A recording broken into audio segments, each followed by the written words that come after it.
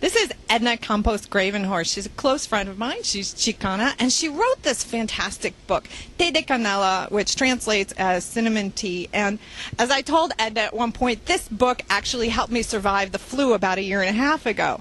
The book is really warm, really endearing, but it also tells some very true and painful stories that happened to Edna as a girl growing up in Texas.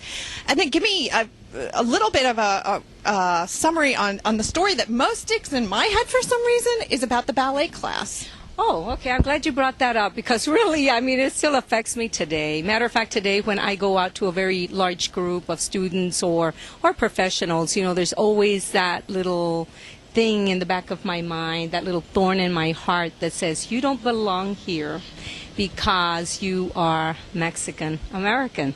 And that happened to me when I was 5, but I wrote the story because people need to know that the things that you say and that you do to children, you know, will scar them for life. And even though I'm not that 5-year-old little girl anymore, I always have to bring my attention when I'm out doing a presentation and call in my mind back to say I'm not that 5-year-old hurt little girl. I have been able to succeed in a world that I could have easily just written off and said, you know, I'm Latina, I'm Chicana, you know, nothing good is ever going to happen to me.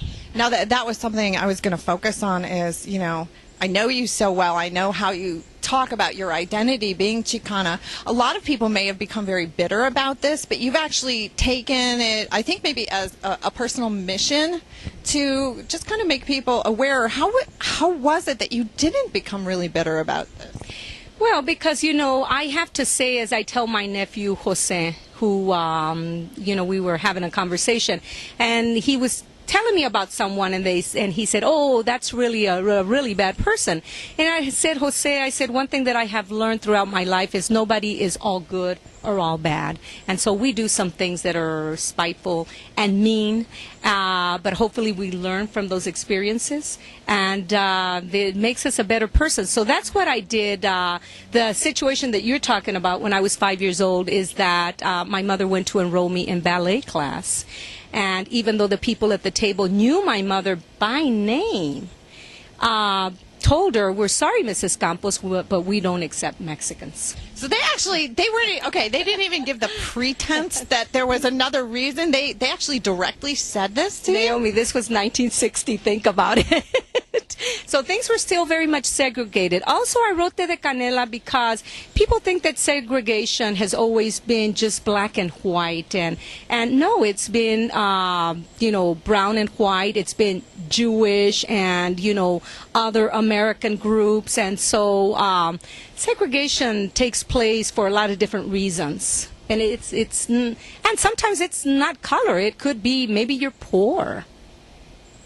Now, I know you just said that you still walk around with this feeling of I don't belong, but have you seen either an improvement, or do you think the situation has remained more similar to as it was when you were a child as you go through your daily life or as you talk to people as a writer? Do you think the situation has improved for Latinos in the United States? You know, and I have to make a note here, things Latin have become so hip and cool and everything, but does that translate to, you know, people basically being treated better? Naomi, things are getting better every day, every year, you know, every decade. But what I see, though, is now because of the current immigration issues, and I get this asked a lot in interviews, is that, you know, everybody puts everybody on the same platform, and it's been very difficult this last year for Mexican Americans because, you know, there are some of us that are out there professional and trying to do a good job, and even the people that are coming in, my gosh, all they want is a better life for themselves and for their kids. Of course, I would say we have to somehow, I don't want to say control the borders, but we do have to be careful in how many people come in. I mean, that's just a fact. But things were getting better.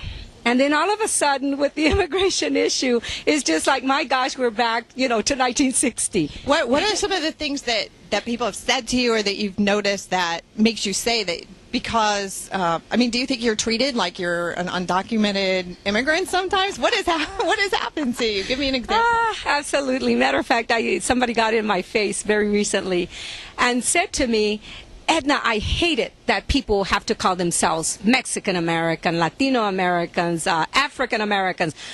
Why do they have to say that? I mean, why can't they just say Americans? And I said, well, I try to do that. I try to tell people I am American, but then they're just like, no, really, where were you born?